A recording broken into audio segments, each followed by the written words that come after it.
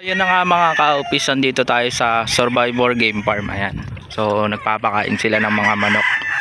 At kakatapos lang din natin lumaban kanina doon sa ating palaban sa Nika, doon sa Imus. So ayun, standing natin is 3-0, isang tabla.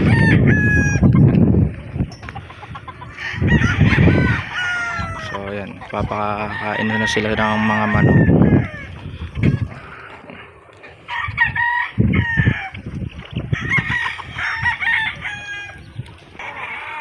Silipin natin yung iba, mga bagong dating dito kasi matagal na tayo hindi nakapag-update.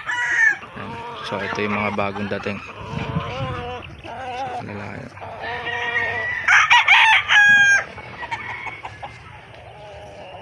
So ayan, pinapainom na nila.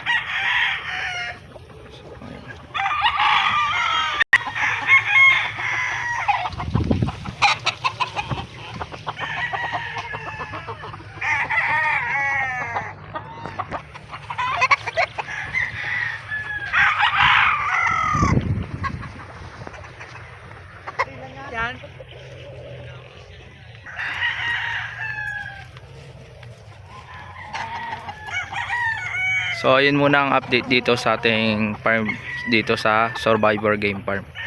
So maraming salamat sa inyong panonood mga ka-office.